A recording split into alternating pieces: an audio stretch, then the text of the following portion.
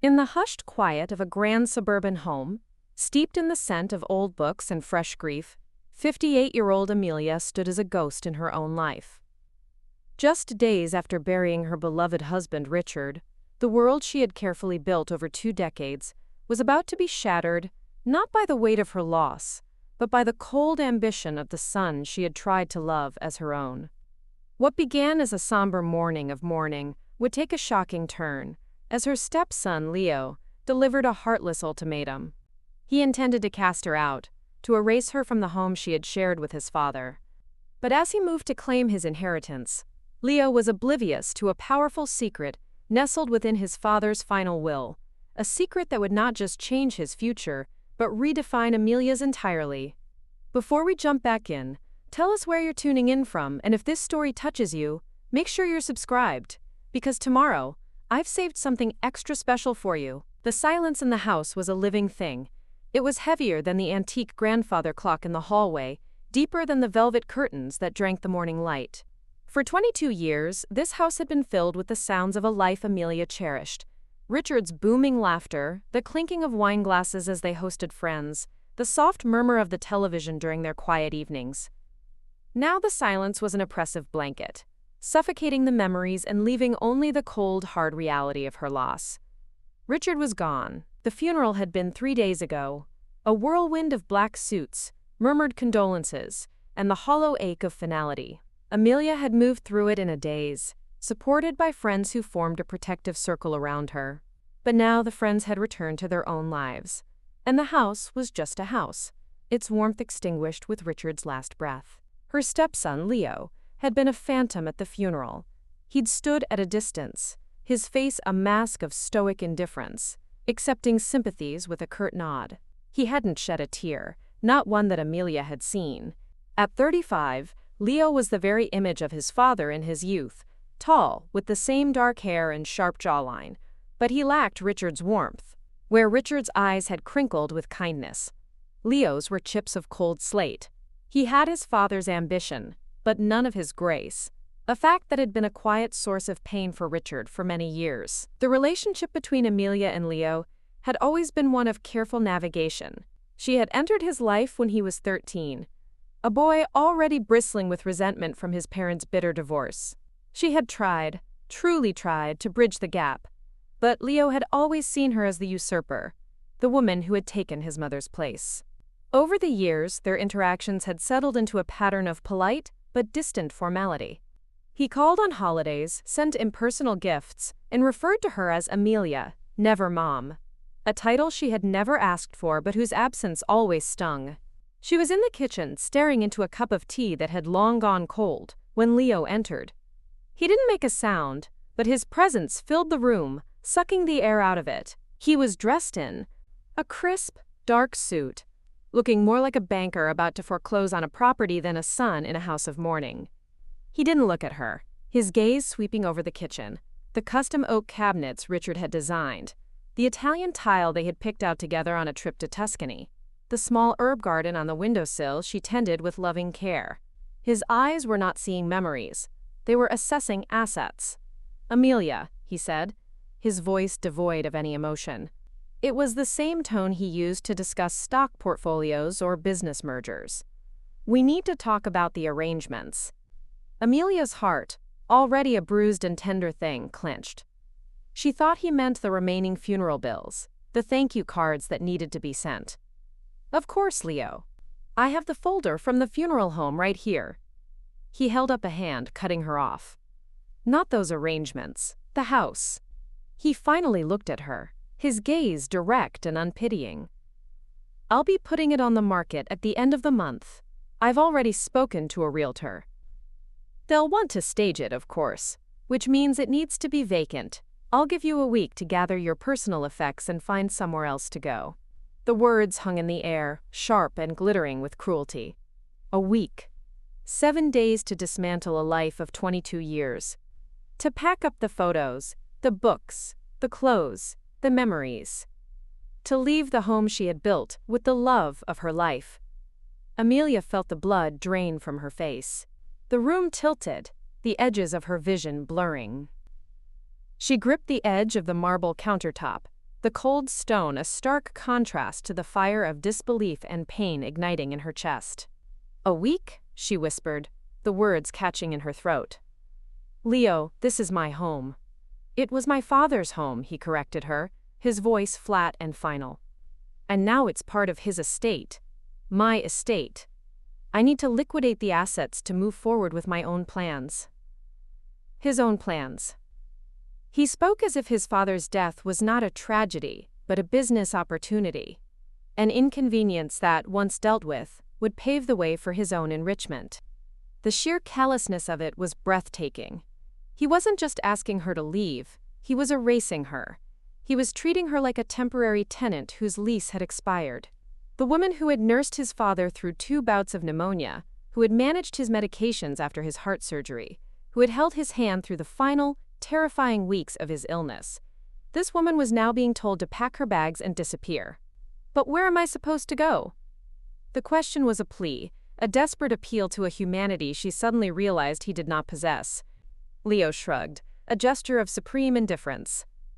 I don't know. You have friends, don't you? I'm sure someone can put you up for a while." "Frankly, your living situation isn't my concern. My concern is settling my father's affairs as efficiently as possible."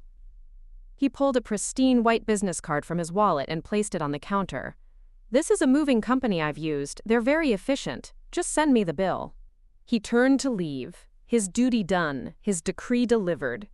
The finality of his departure was like a slap. He had pronounced her sentence and was now walking away without a backward glance. The silence he left in his wake was different. It was no longer just the absence of sound. It was the presence of a vast, empty future. A future without Richard. A future without a home. A future where she was utterly, terrifyingly alone. Amelia sank into a kitchen chair, her body trembling. The teacup rattled in its saucer. She looked around the sun-drenched kitchen, at the life she and Richard had built, and for the first time since his death, a new emotion began to smolder beneath the surface of her grief. It was a slow-burning ember of anger, and it was just beginning to glow. After Leo's devastating departure, the house seemed to close in on Amelia. Each room, once a sanctuary of shared love and laughter, now felt like a mausoleum of memories, each object a painful testament to the life that had been ripped away. She couldn't stay in the kitchen, where the ghost of Richard sat opposite her at the small breakfast nook, his newspaper folded neatly beside his plate. She couldn't bear the sight of the empty chair, the silence where his cheerful morning chatter should have been. With leaden feet she began to wander through the silent halls, her journey a pilgrimage through the geography of their life together. It was a walk through a past that was suddenly, violently, under threat of erasure. She moved into the living room, her hand trailing along the cool, smooth surface of the grand piano that stood in the corner. Richard had bought it for her on their 5th anniversary.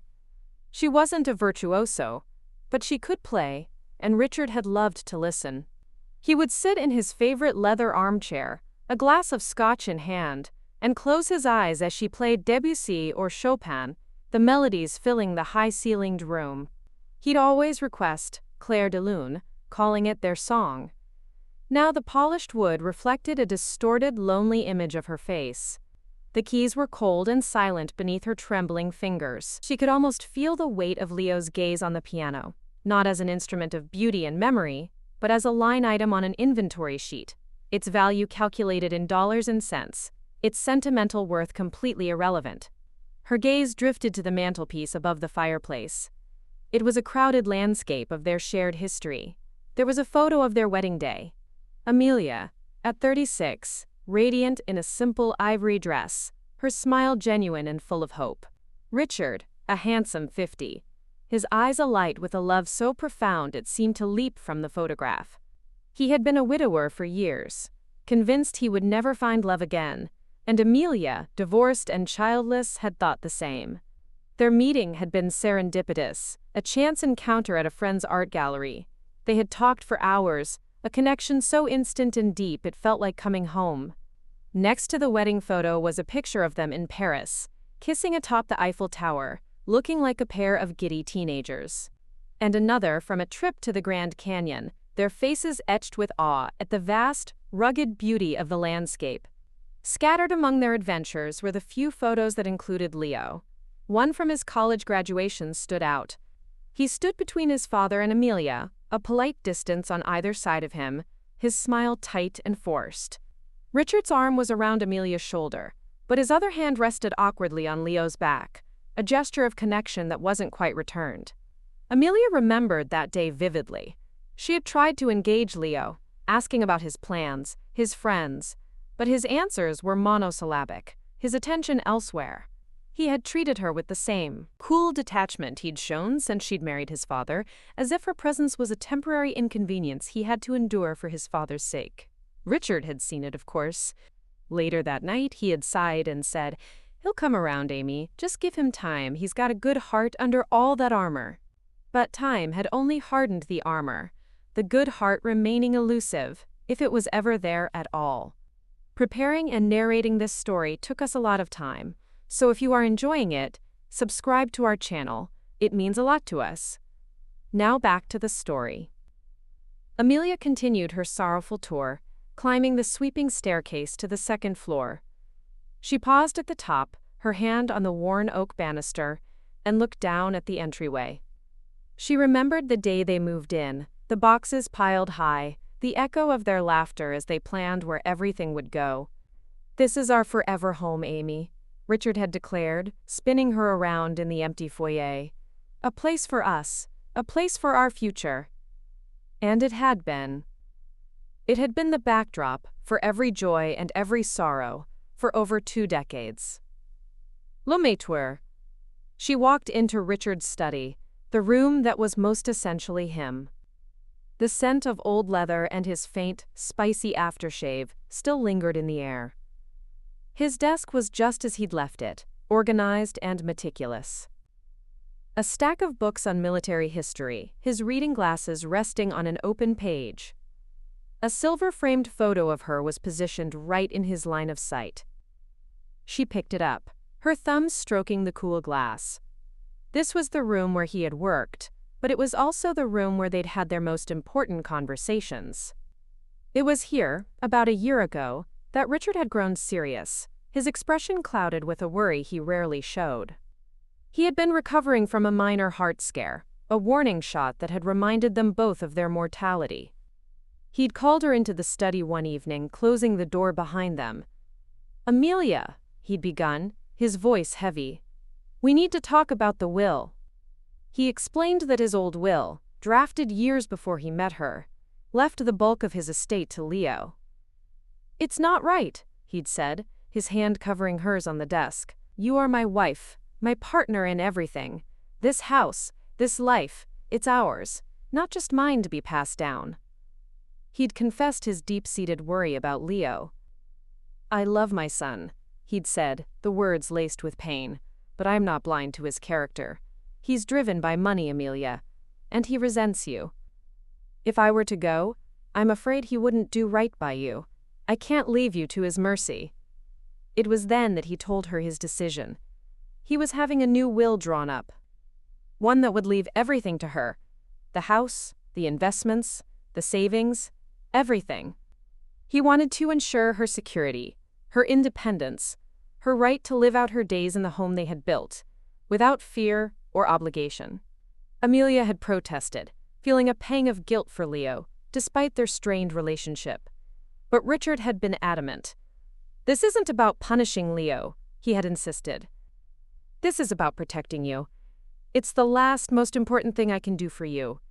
He had made her promise him something. "When the time comes," he'd said, his eyes pleading with her, "don't let him bully you. The will is ironclad. My lawyer, Mr. Harrison, knows my wishes. You must be strong, Amy. Promise me you'll be strong." She had promised, her voice thick with tears, never imagining she would have to call upon that strength so soon and against such calculated cruelty. Leaving the study, she walked to the master bedroom at the end of the hall. Their bedroom. The king-sized bed felt vast and empty. His side was still indented from where he used to sleep. His slippers were still on the floor next to the bed. The closet was half empty, his clothes having been packed away for donation, a task a friend had mercifully helped her with. But his presence was still here, in the scent of his cologne on the pillows, in the weight of his favorite cashmere robe still hanging on the back of the door.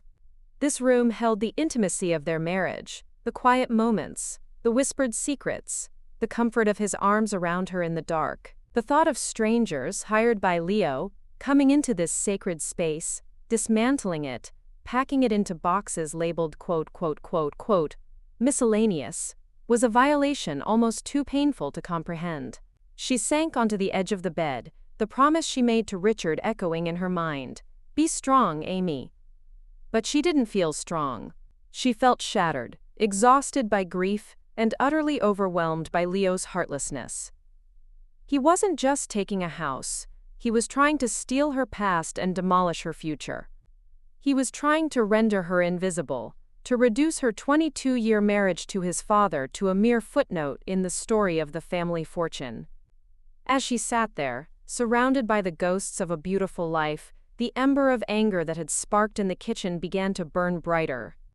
It was an anger born of love for Richard, love for the life they'd shared, and a dawning, defiant love for herself. She was not just Richard's widow. She was Amelia, and she would not be erased.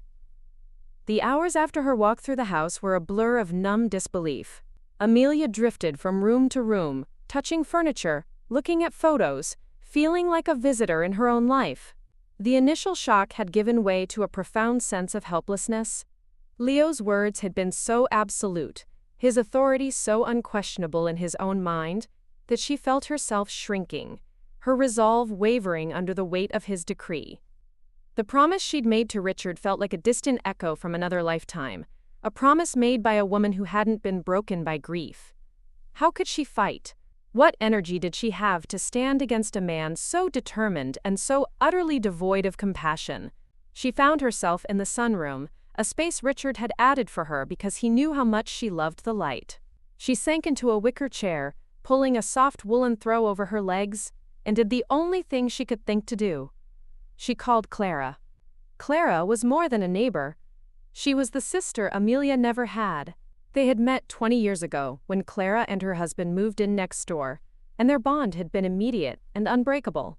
Clara was everything Amelia was not: brash, outspoken, and fiercely protective. She was the one who had held Amelia's hand through Richard's surgeries, the one who had brought over countless casseroles, and the one who had sat with her for hours in the sterile silence of the hospital waiting room during Richard's final days.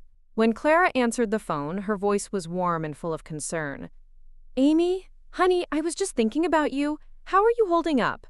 Amelia opened her mouth to give the standard reply, the "I'm fine" that had become her reflexive shield. But she couldn't. The words wouldn't come. Instead, a sob escaped, a raw, ragged sound that she couldn't contain. "Oh, honey," Clara's voice softened with alarm. "What is it? What's happened? I'm coming over." Before Amelia could protest, the line went dead. 10 minutes later, Clara was letting herself in through the back door, her face etched with worry. She found Amelia still in the sunroom, wrapped in the throw, tears streaming down her face. Clara didn't say a word. She simply pulled up a chair, took Amelia's hand, and waited.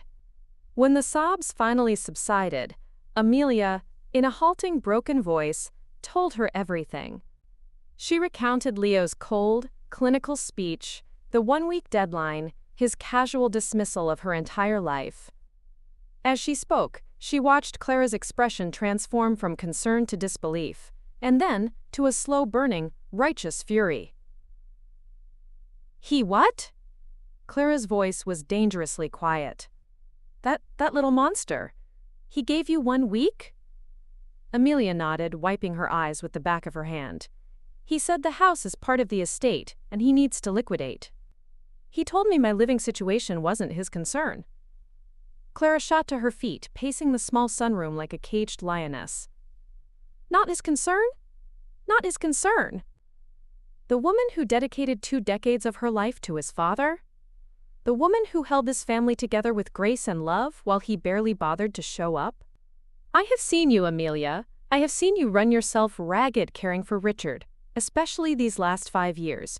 Do you remember his 70th birthday? You planned that party for months. You invited all his old army buddies, his business partners, everyone. And where was Leo?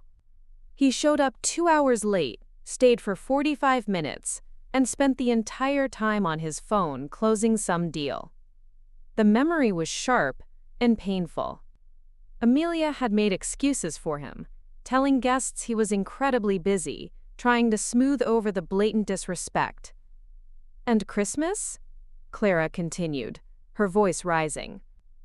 2 years ago, when Richard was so sick after the flu and you couldn't travel, did Leo come here? No. He and his flavor-of-the-month girlfriend went to Aspen. He sent a gift basket from some overpriced store. A gift basket for his sick father at Christmas. Clara's anger was a cleansing fire, burning away the fog of Amelia's helplessness. Hearing the litany of Leo's neglect spoken aloud by someone else validated the deep, unspoken hurt she had carried for years. She had always tried to see the best in Leo, for Richard's sake. She had absorbed the slights, ignored the coldness, and hoped that one day he would see her not as an obstacle but as family. Clara was reminding her that hope had been misplaced, a fantasy she could no longer afford to entertain. "He's a greedy, heartless vulture, Amelia," Clara said, her pacing finally stopping as she stood before Amelia, her eyes blazing. "He's been waiting for this. Waiting for his father to be gone so he could swoop in and claim his prize. He doesn't see a home filled with love. He sees a property with a high market value. He doesn't see the woman his father adored. He sees a liability to be disposed of." She knelt down, taking both of Amelia's hands in hers. Her voice was firm, insistent. "You cannot let him do this. You cannot let him just throw you out like you're nothing." "But what can I do, Clara?" Amelia's voice was a whisper. "The house was Richard's. Leo is his son. His heir." "No," Clara said, shaking her head fiercely. "You are his wife. You were his partner. Richard loved you more than anything. Do you honestly believe for 1 second that he would want this? That he would want you homeless and heartbroken while that selfish brat cashes in? And then, the promise." Richard's face swam into her vision, his eyes pleading with her from his desk in the study. "Be strong, Amy. I can't leave you to his mercy. Promise me you'll be strong." The words were no longer a faint echo. They were a clarion call. Richard had known. He had seen this coming. He had anticipated his son's cruelty and had taken steps to protect her. He had armed her for this very battle. The will was her shield and her sword. He changed the will," Amelia said, the words tasting of newfound strength. "About a year ago. He told me he was leaving everything to me. He was worried Leo would do exactly this." Clara's eyes widened, and then a slow, triumphant smile spread across her face. "He did? Oh, Richard, you magnificent man. I knew he wouldn't let you down." She squeezed Amelia's hands. "Well, there you have it. It's your house, Amelia. All of it. Leo can't touch it. He can't touch you." The truth of it settled over Amelia, a warm, protective cloak. It was real. Richard had not abandoned her. He was still protecting her, even from beyond the grave. The helplessness that had paralyzed her began to recede, replaced by a burgeoning resolve. She thought of Leo's smug, dismissive face, his casual cruelty. He had underestimated her. He had seen a grieving, gentle widow whom he could easily discard. He had no idea she held all the power. "You need to call the lawyer, Amy," Clara urged, her voice full of energy. "Richard's lawyer. What was his name? Harrison?" "Yes, Mr. Harrison," Amelia said, her own voice stronger now. She stood up, her back a little straighter. The woolen throw fell from her shoulders. She no longer felt the need for its comfort. "Richard said he knew everything. He told me to call him." "Then call him now," Clara said, pulling Amelia towards the kitchen phone. "Don't wait another minute. It's time to stop grieving what you've lost and start fighting for what is rightfully yours. It's time to show Leo who you are." Amelia looked at her friend, her fierce, loyal Clara, and felt a surge of gratitude so powerful it brought fresh tears to her eyes. But these were not tears of sorrow. They were tears of strength. She picked up the phone, her hand steady. She was no longer a ghost in her own home. She was its protector. She was Richard's wife, and she was about to honor his final wish. She dialed the number for Mr. Harrison's office, ready to fight. The phone felt cool and solid in Amelia's hand, a tangible link to a future that, just an hour ago, had seemed like a terrifying void. Now, it was a weapon. As she dialed the number for Harrison and Associates, a prestigious law firm whose name was etched on a thick card in Richard's desk drawer, she could feel Clara's supportive presence beside her, a silent, steadying force. The receptionist's voice was crisp and professional, but when Amelia gave her name and stated she was calling for Mr. Harrison regarding the estate of her late husband, Richard Sterling, the tone shifted, softening with practiced sympathy. "Of course, Mrs. Sterling. Please hold one moment, I'll put you right through." The hold music was a bland classical piece, but to Amelia, it sounded like the overture to a great battle. Her heart hammered against her ribs, a frantic drumbeat of anxiety and anticipation. What if Richard had changed his mind? What if he'd never gotten around to signing the new will? What if this was all a misunderstanding, a cruel trick of grief-addled memory? Her doubts swirled, dark and menacing, but she pushed them back down, clinging to the image of Richard's earnest face, the conviction in his voice. He had promised. "Amelia, this is Jonathan Harrison." The voice that came on the line was deep and reassuring, imbued with a calm authority that immediately soothed her frayed nerves. Mr. Harrison was a man in his late 60s, a contemporary of Richard's, and they had shared a friendship that went beyond mere business. He had been at the funeral, his handshake firm, his condolences heartfelt. "Mr. Harrison, thank you for taking my call," Amelia began, her voice steadier than she expected. I'm calling about Richard's will. Something has happened, and I need to understand my position." "Of course, Amelia. I am so sorry for your loss. Richard was a fine man, one of the best. Now, what's happened? Is everything all right?" Amelia took a deep breath and recounted the morning's events. She told him about Leo's visit, his cold pronouncement, the 1-week deadline to vacate the house. She spoke plainly, without embellishment, but the stark cruelty of the facts needed no adornment. On the other end of the line, there was a profound silence. When Mr. Harrison finally spoke, the warmth in his voice had been replaced by a flinty edge of anger. "He did what?" The question was rhetorical, a quiet explosion of disbelief. "That is unconscionable. I am so sorry you had to endure that, Amelia. Richard was worried this might happen. He was very specific about it." The validation was like a balm on her wounded spirit. "He told me he had made changes," Amelia said, needing to hear it from the one person who knew for certain. "A new will. He said he was protecting me." "He did more than that, Amelia," Mr. Harrison said, and she could hear the rustle of papers as he presumably pulled up Richard's file. "He created a fortress for you. Richard came to me just over a year ago. He was adamant. He drafted and signed a new last will and testament that supersedes all previous versions. It is rock solid, witnessed, and notarized. In it, he names you as the sole beneficiary of his entire estate. Sole beneficiary." The words echoed in the quiet kitchen, immense and powerful. The house, the contents, the art collection, the stock portfolio, all savings and checking accounts, everything, Mr. Harrison continued, his voice leaving no room for doubt.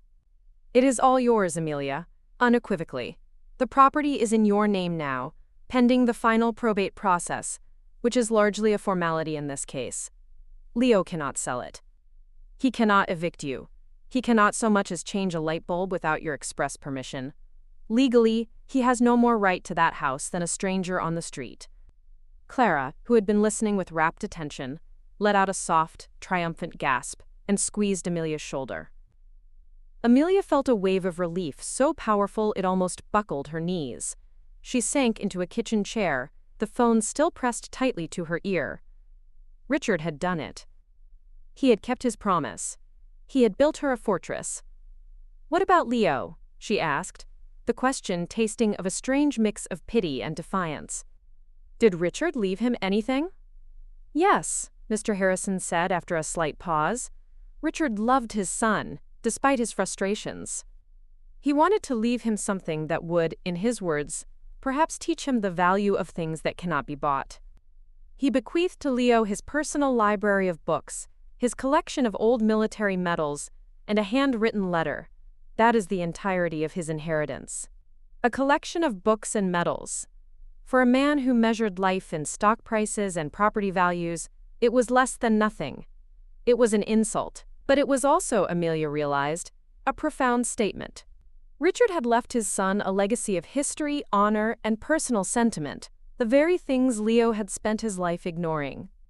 The letter, she suspected, would contain the final, painful truths Richard had never been able to speak to his son in person. "So what do I do now?" Amelia asked, her voice infused with a newfound sense of purpose. "Leo thinks he's in control. He's already contacted a realtor." "Then we shall disabuse him of that notion," Mr. Harrison said, his tone shifting from sympathetic counsel to strategic commander. "First, do not engage with him further. Do not argue, do not explain. You are under no obligation to justify your position to him. Second, I will handle the realtor. If you know their name, I will call them directly and inform them that they are not authorized to list the property, as it does not belong to their client. That will put a swift end to that," he continued, laying out a clear plan of action. "I will also send a registered letter to Leo's office first thing Monday morning, officially notifying him of his position as a minor beneficiary and informing him that all further communication regarding the estate must go through my office. And finally, I will schedule the official reading of the will for next week. You, Leo, and I will be present. It is time for everything to be brought into the light. All you need to do, Amelia, is stay in your home and know that you are secure. The law is entirely on your side." As the call ended, Amelia felt as though she had shed a heavy, suffocating skin. The grieving, helpless widow had been replaced by someone else, someone she hadn't known she could be. She was the mistress of a fortress. She was the guardian of Richard's legacy. She was a woman who had been underestimated and who was now armed with the one thing her stepson could not comprehend: the undeniable power of love, memorialized in a legally binding document. "Well?" Clara asked, her eyes shining with anticipation. Amelia looked at her friend, and for the first time in days, a genuine smile touched her lips. "It's time," she said, her voice clear and strong, "to show Leo that the lease on his arrogance has just expired." The next 2 days passed in a strange state of suspended animation. Amelia, buoyed by her conversation with Mr. Harrison, felt a sense of calm she hadn't thought possible. She moved through her home not as a ghost, but as its rightful owner. She watered her herbs, played the piano softly, and even managed to eat a full meal. She was waiting. The knowledge of the coming confrontation was a quiet hum beneath the surface of her newfound peace. It wasn't a hum of anxiety anymore, but of anticipation. Richard had asked her to be strong, and she was about to honor that promise in a way that would be impossible to ignore. Leo, true to his word, had wasted no time. On Saturday afternoon, a sleek, expensive sedan pulled into the driveway. A woman in a sharply tailored suit, armed with an iPad and a laser measuring tape, walked to the front door with an air of brisk efficiency. This, Amelia knew, was the realtor. Watching from the living room window, Amelia felt a flicker of the old fear, but it was quickly extinguished by a surge of righteous anger. This woman was a trespasser, an agent of Leo's greed, here to appraise a life she couldn't possibly understand. Before Amelia had to decide how to act, her phone rang. It was Mr. Harrison. "Amelia," he said, his voice calm, "I've just had a very illuminating conversation with a Ms. Albright from Sterling Properties. It seems Leo told her his father had left him everything, and that you were merely a tenant in sufferance who would be vacating shortly. I have corrected the record. I believe her visit will be a short one." As if on cue, Amelia watched as the realtor, who was just raising her hand to knock, paused. She held her phone to her ear, her expression shifting from confident professionalism to confusion, then to visible embarrassment. She shot a bewildered, almost accusatory glance at the house before turning on her heel and marching back to her car. She drove away without a backward glance. The first shot had been fired, and Leo wasn't even aware he was on a battlefield. Près Ricard. The confrontation came the next day. Sunday. Amelia was in the garden, tending to Richard's prize-winning roses, feeling the sun on her back. The scent of the blossoms was a comfort, a tangible connection to the love they had shared. She heard the crunch of tires on the gravel driveway and knew it was him. Leo didn't bother to knock. He used the key he still had, entering the house as if he owned it. He expected to find her packing boxes, defeated. Instead, he found her in the garden, snipping a perfect, pale yellow rose. He stormed out the back door, his face a thundercloud of rage. His expensive suit was rumpled, his tie loosened. He was clutching his phone in a white-knuckled grip. "What the hell did you do?" he snarled, dispensing with any pretense of civility. Amelia turned slowly, the rose and a pair of garden shears in her hand. She met his furious gaze with a look of serene composure. "Good morning, Leo. I'm not sure what you mean." "Don't play dumb with me," he spat. "The realtor, Catherine Albright. She called me yesterday, ranting. Said you had your lawyer call her, threatening to sue. Said I had no authority to list the property. What game are you playing, Amelia? Are you trying to extort me? Do you think holding up the sale will get you a bigger payout? Because let me tell you, it won't work." She looked at him, truly looked at him, and saw not a powerful businessman, but a spoiled, petulant boy who had just had his favorite toy taken away. The pity she'd felt earlier had vanished, replaced by a cool, clear certainty. "There is no game, Leo," she said, her voice even. She took a step towards him, feeling the soft grass beneath her feet. "And I'm not playing for a payout. This isn't a negotiation." "Then what is it?" he demanded. "What do you want?" "Want?" Amelia allowed a small, humorless smile to touch her lips. "I don't want anything." "Because I already have it all." Leo stared at her, his brows furrowed in confusion. "What are you talking about?" "I'm talking about this house," she said, making a slow, deliberate gesture that encompassed the garden, the patio, the towering brick facade behind them. "This land. The art inside, the cars in the garage, the money in the bank. I'm talking about your father's estate, Leo, his entire estate." He let out a short, incredulous laugh. "You've lost your mind. Grief has made you delusional. My father left his estate to me. It's been that way for 30 years. "Wills can be changed," Amelia said softly. "And people can be misjudged. Your father, you see, knew you very well. He knew your ambition. He knew your character. And he worried what would become of me if I were left to your mercy." She savored the word, letting it hang in the air between them.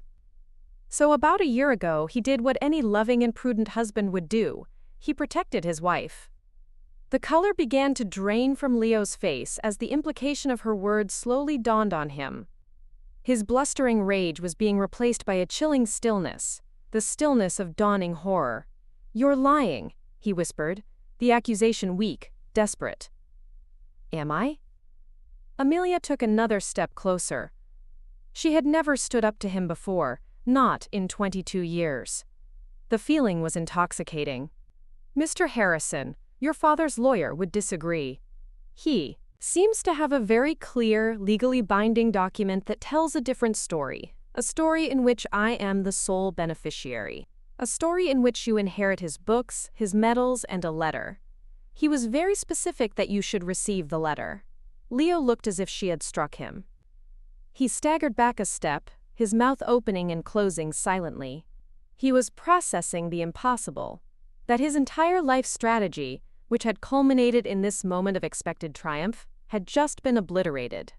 He had based his future on a foundation of assumption and arrogance, and that foundation had just crumbled into dust.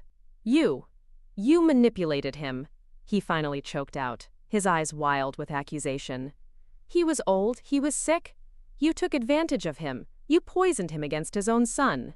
The accusation was so vile, so far from the truth of her deep and abiding love for Richard, that Amelia didn't even flinch, She simply looked at him with a profound, unshakable calm.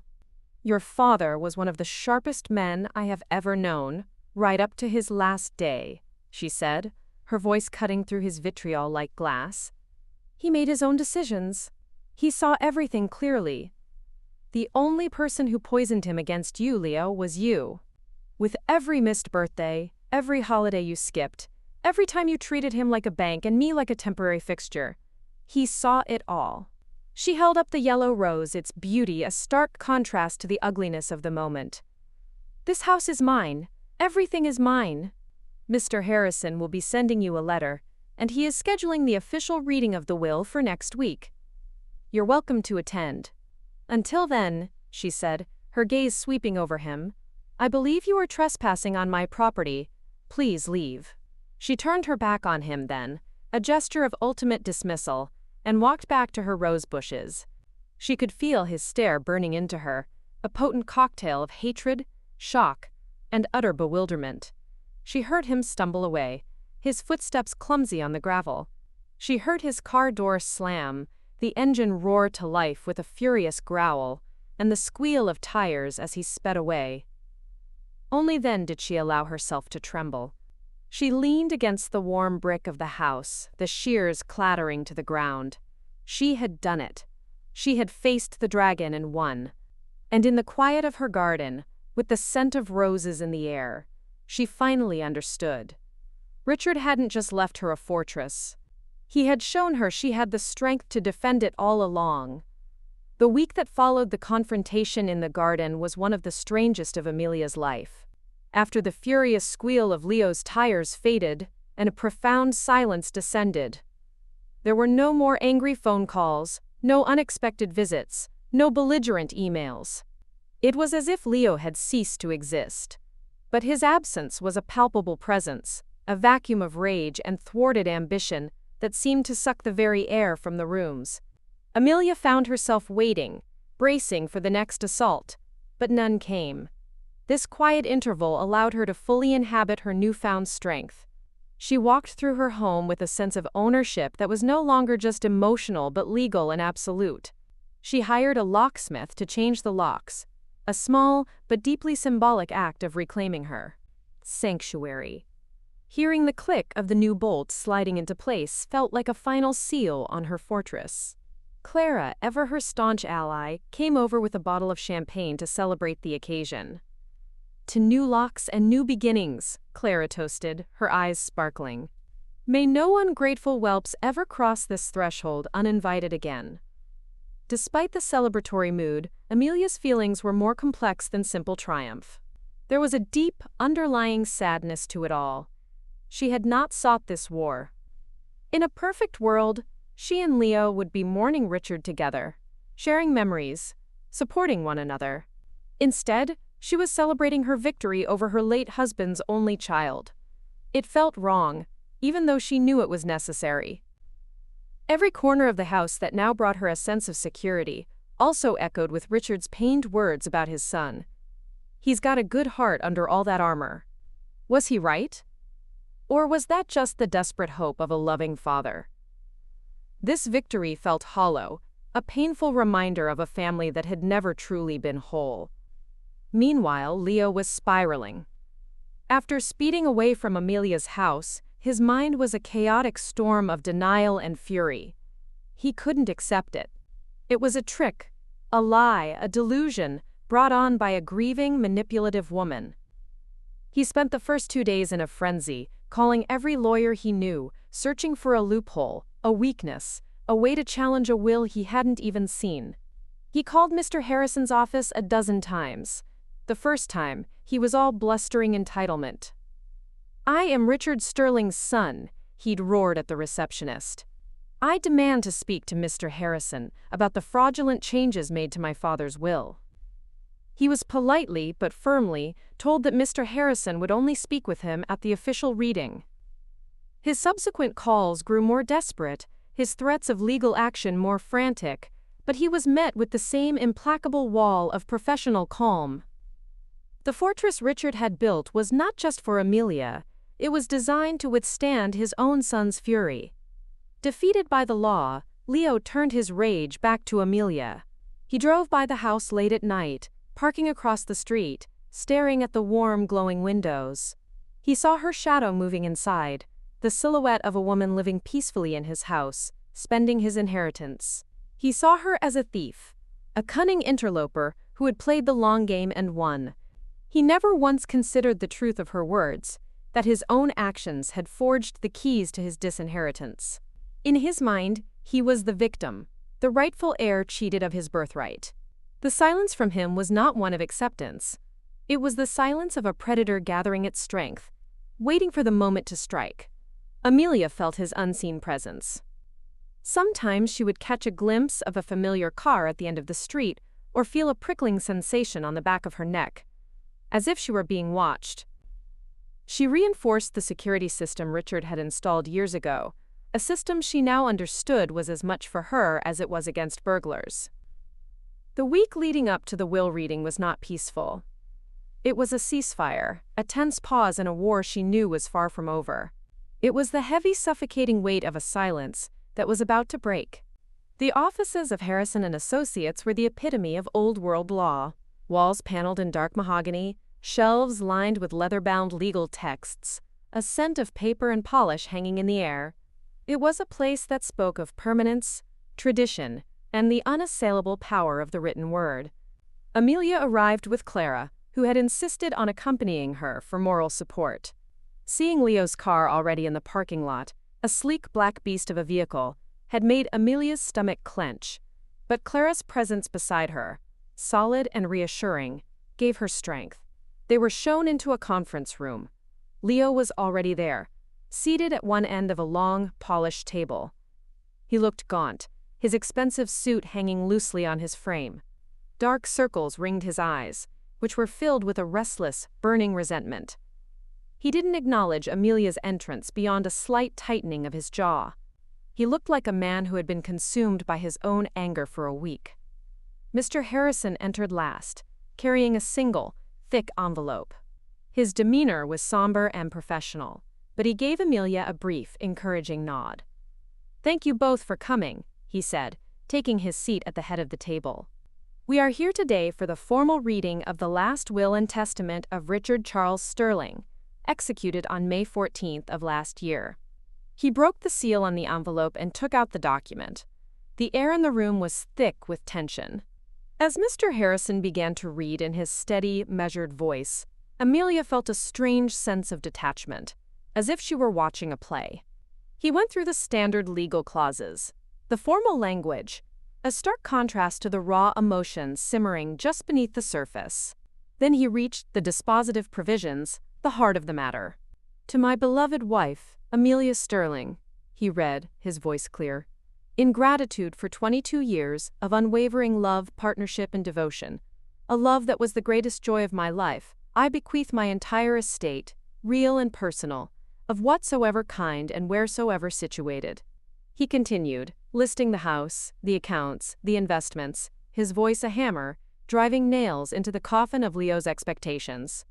Leo sat ramrod straight, his face pale, his hands clenched into fists on the table. He looked as though he were being physically assaulted by every word.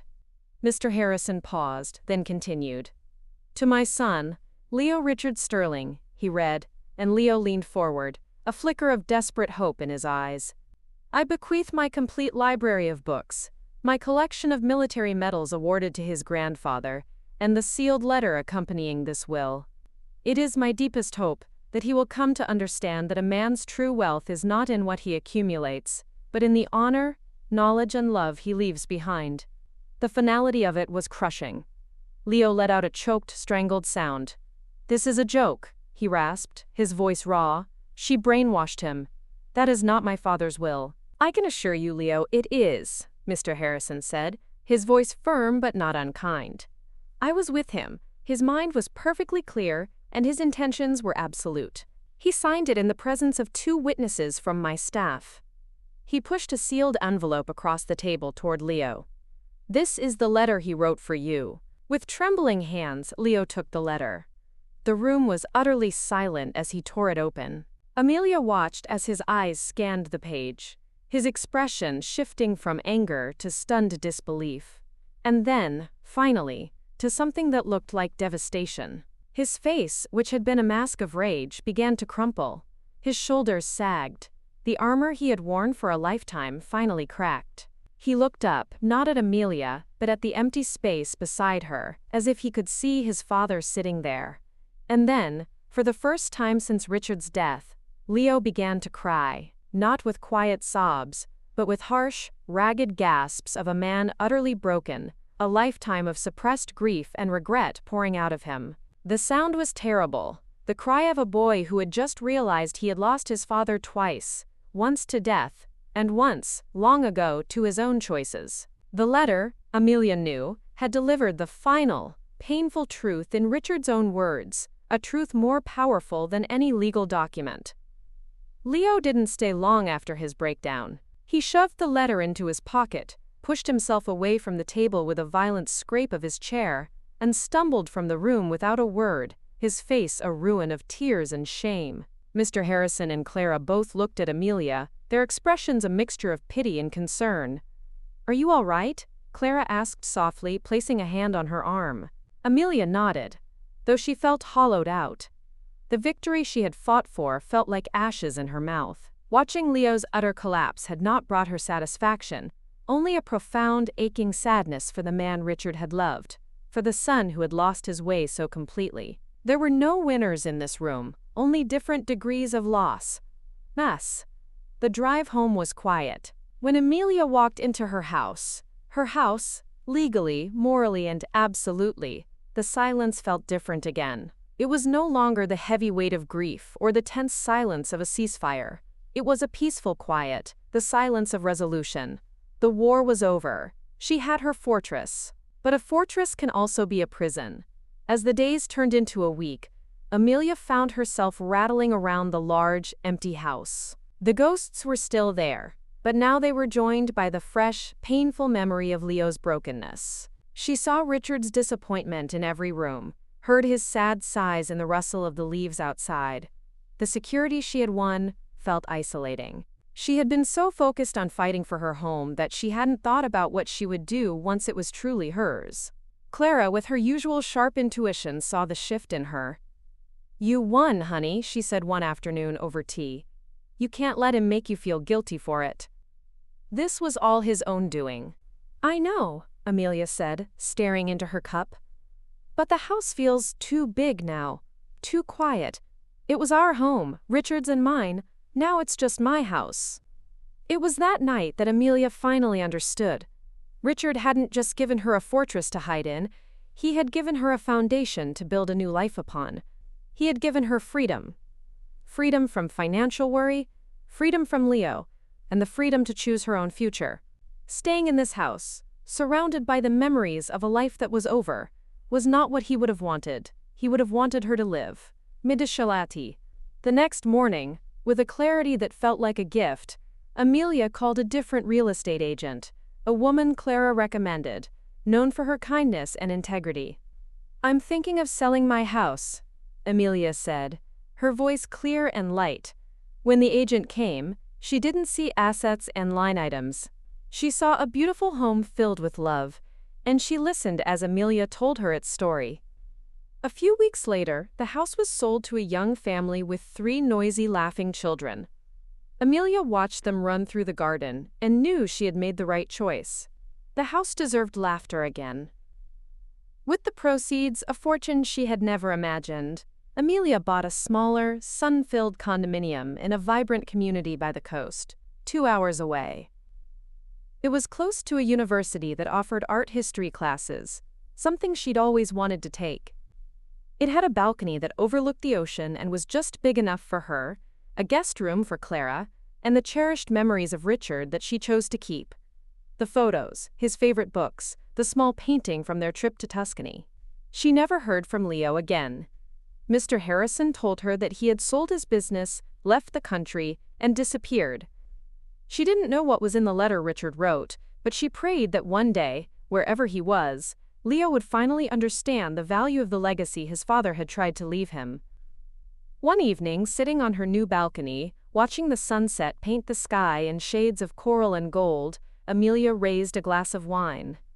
"To us, Richard," she whispered to the sea breeze, "and to new beginnings." She was no longer Richard Sterling's widow, a ghost in a house of memories. She was Amelia, a woman of means, a student of art, a survivor. She was the mistress of her own life. And she was, for the first time in a very long time, completely and utterly free. Amelia's new life by the sea was a revelation. The condominium, with its clean lines, uncluttered spaces, and wide glass doors that opened onto the ocean, felt like a deep, cleansing breath. For the first few weeks she did very little. She woke with the sun, drank her coffee on the balcony watching the waves, and took long, aimless walks along the shore. The rhythmic crash and retreat of the tide felt like the world's own heartbeat, a steady, calming presence that slowly washed away the lingering residue of her old life. The grief for Richard remained, a gentle ache that had become a part of her, but it was no longer sharp and debilitating. It was a soft, bittersweet melody playing in the background of her new existence. Her fortress of a house had protected her, but she realized now it had also confined her, tethering her to a past she needed to release in order to move forward. Here there were no ghosts in the hallways, no silent accusations in empty chairs. Here she was not just Richard's widow, she was Amelia, a woman with a blank canvas before her. True to her intentions, she enrolled in art history classes at the local university. Walking onto the campus for the first time, surrounded by the vibrant energy of students of all ages, she felt a thrill of anonymity and possibility. She sat in lecture halls, listening intently to discussions of Renaissance frescoes and Impressionist light, her mind alight with new ideas. She was no longer just appreciating art. She was understanding it, connecting with the history and human emotion embedded in each brushstroke. She made friends, not just with women her own age in the community, but with a diverse group of people from her classes. There was Sarah, a retired literature professor with a wicked sense of humor. Ben, a young veteran finding his way back to civilian life through the beauty of art. And Maria, a single mother juggling 2 jobs to get her degree.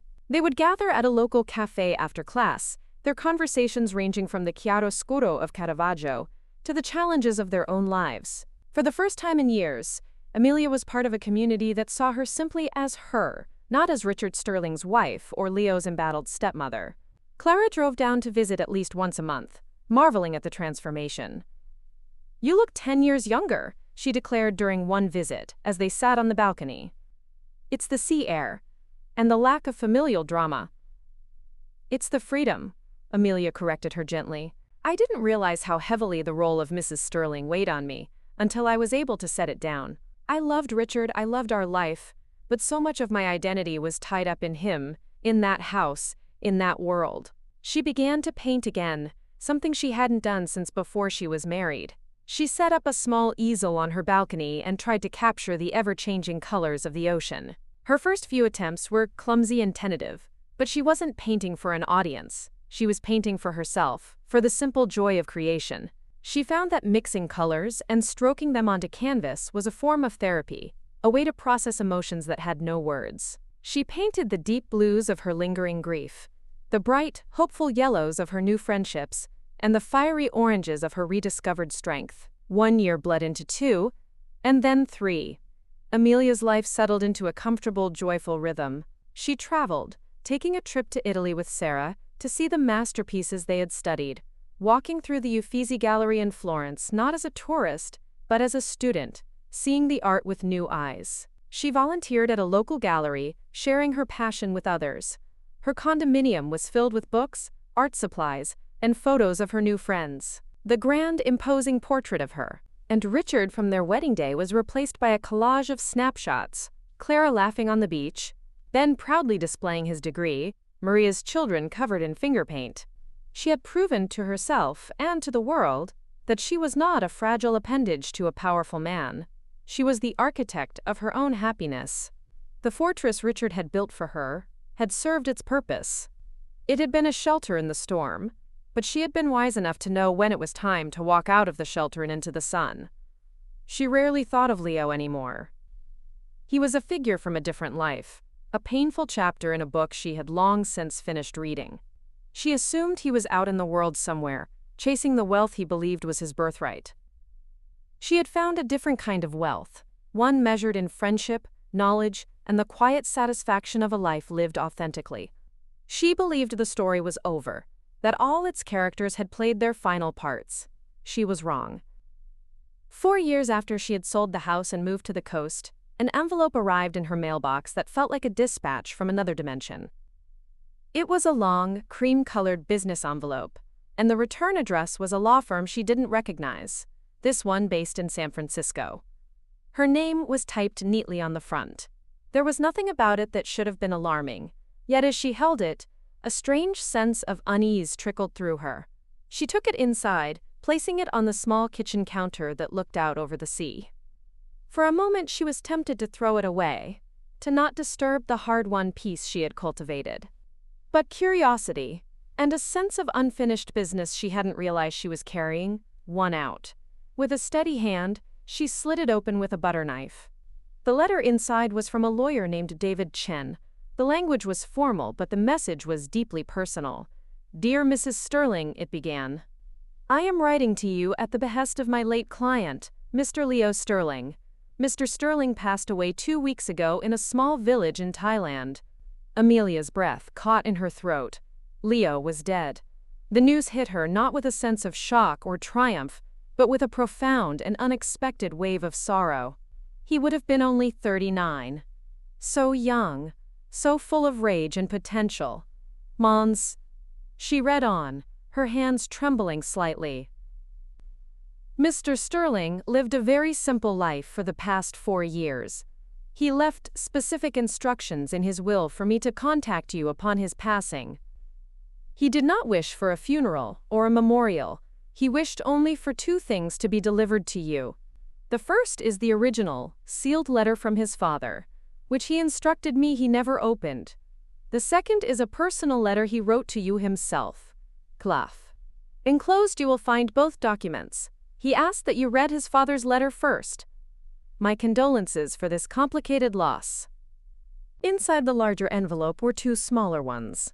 One was the original letter from Richard's will, its seal of red wax still unbroken. Its surface was slightly worn, as if it had been carried in a pocket for years. A constant, unopened weight.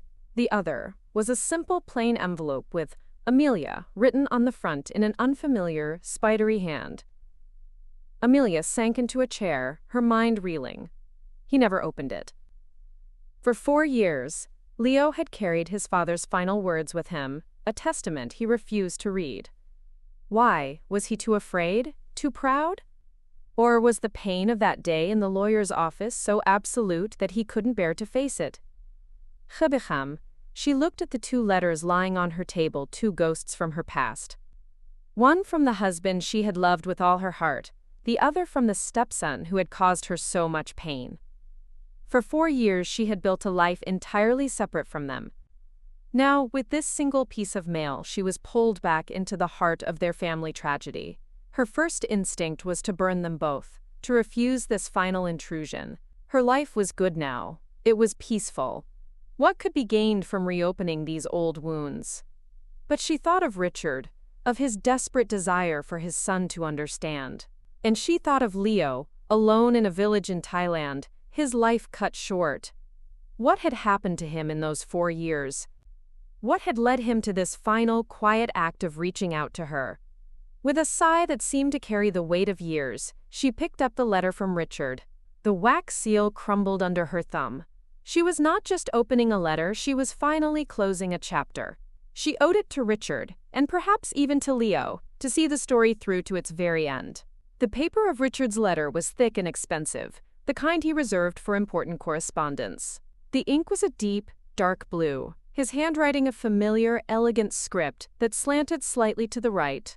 As Amelia began to read, Richard's voice seemed to fill the quiet room, not as a memory, but as a living presence. "My dearest Leo, if you are reading this, then I am gone, and the terms of my will have been made clear to you. I know you are angry. I know you feel betrayed. You believe I have robbed you of your birthright, and in a way, you are right.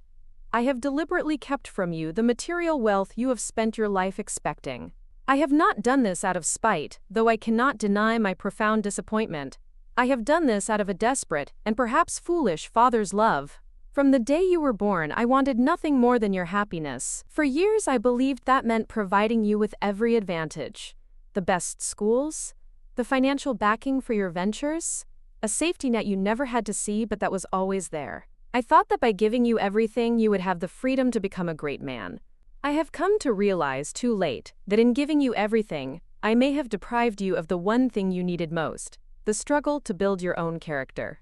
You are a brilliant businessman, Leo. You have my head for numbers and a drive that is formidable. But you have your mother's heart, a heart that was hardened by a world she saw as transactional. You measure a person's worth by their net worth. You see kindness as a weakness and sentiment as a liability. You looked at Amelia, a woman of boundless grace and loyalty, who loved me unconditionally, and you saw only an obstacle to your inheritance. You never saw the woman who held my hand through frightening nights, who managed my care with tireless devotion, who brought laughter back into a house that had been silent for too long. You failed to see her value because it could not be entered on a balance sheet. The wealth I have left to Amelia is not a reward for her, but a final lesson for you. It is a lesson I have failed to teach you in life, and so I am trying, one last time, in death. True wealth, the only inheritance that truly matters, is the fortune you build inside yourself. It is integrity. It is the ability to love and to be loved. It is the quiet honor of being a person others can count on. It is the richness of a life lived with purpose beyond the acquisition of things. I have left you my books, for in them you will find the wisdom of ages. I have left you your grandfather's medals, so you might remember that some things are earned with courage and sacrifice, not cunning. And I have left you my love, a love that you have likely never felt, because you were too busy looking for something else. I do not ask for your forgiveness. I ask only that you stop, for one moment, and look at the life you have built. If you are happy with it, if it brings you peace, then my will is of no consequence.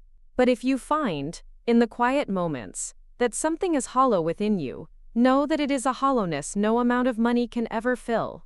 It is the work of a lifetime to build a worthy soul. I am leaving you with nothing, my son, so that you might finally have the chance to build everything. Kaolai love. With all my love, your father. Tears streamed down Amelia's face as she finished the letter. It was a cry of profound love, of devastating honesty. It was not a punishment. It was a plea. It was a father trying to save his son's soul in the only way he had left. The tragedy was that Leo had never read it. He had carried his father's last, most important lesson with him, unopened, for 4 years. With a heavy heart, she picked up the second envelope, the one with her name on it. Leo's handwriting was almost unrecognizable, a shaky, thin script that spoke of weakness and effort. Amelia, the lawyer tells me this will not be sent until after I am gone, which is a relief. I don't think I have the courage to face you, even on paper. When I left that lawyer's office 4 years ago, I hated you. I hated my father. I spent months trying to find a way to contest the will, to prove you had manipulated him, but deep down, I knew it was true. My father had seen me for exactly what I was. I sold everything I had and left the country. I thought I could rebuild my fortune elsewhere. I went to Singapore, to Dubai. I made money, and I lost money. It was the same hollow game. No matter how much I made, it was never enough. Because what I really wanted was what I had lost. My father's approval. A kingdom I felt was mine by right. The anger consumed me. It was a cancer. And then, the real cancer came. Pancreatic. The doctors gave me 6 months. There is a certain clarity that comes with a death sentence. All the things you thought were important turned to dust. I ended up here, in a small village in Thailand. There's not much here, just the sea and time. I've had a lot of time to think. I finally understood what my father had done. He didn't rob me. He liberated me. By taking away the money, he took away the only thing I knew how to value. He forced me to be a man with nothing. And only then could I see what was truly of worth. Mizama. Chakat Mazama. I never opened his letter. I was too much of a coward. I knew what it would say. I knew it would be full of a love I didn't feel I deserved. I carry it with me as a reminder of my own failure. Please read it for me. Know that he was a good man. I am not writing to ask for your forgiveness. I don't deserve it. I am writing only to say that I see it now. I see you. I see how you loved him. I see the life you built. And I am sorry. I am sorry for the pain I caused you. I am sorry I was not a better son. In the end, my father was right.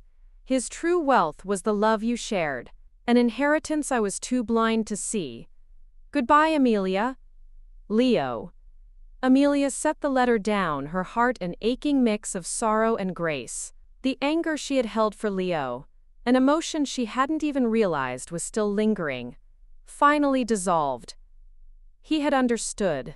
In the end, at the very end, his father's lesson had found its way through. It was a tragic, late-blooming enlightenment, but it was real. The boy under the armor had finally emerged, but only as he was leaving the world. For several days, the two letters sat on Amelia's table, a silent testament to a family tragedy that had finally, painfully, found its resolution.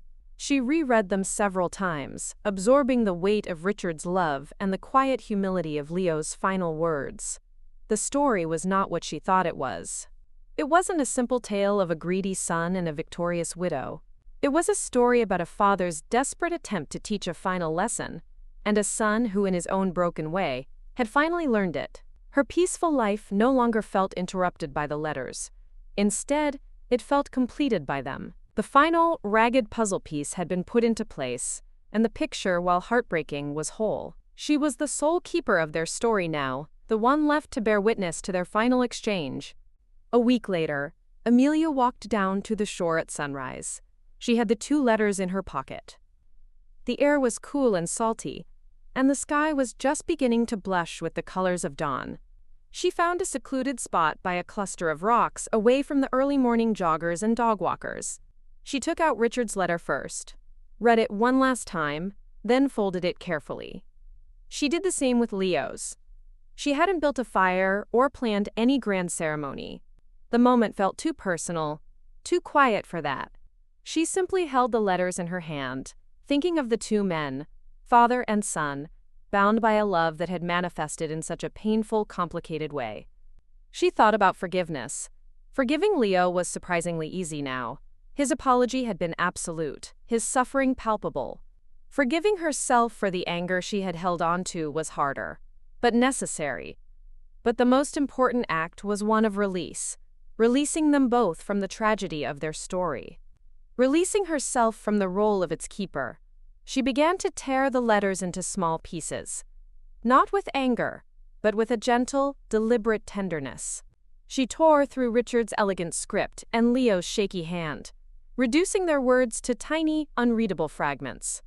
She was not destroying their words, but setting them free. When they were all just a pile of paper confetti in her hands, she walked to the edge of the water. As a wave retreated, she opened her palms and let the pieces go. The wind caught them, scattering them for a moment like a flock of birds before they settled on the wet sand. The next wave washed in, higher this time, and when it receded, the paper was gone, pulled into the vast, churning embrace of the ocean. Amelia stood and watched the sun break fully over the horizon, its light glinting on the water. A profound sense of peace settled over her, deeper and more complete than any she had known. The fortress was gone, the ghosts were at rest, the story was finally over. Hojo.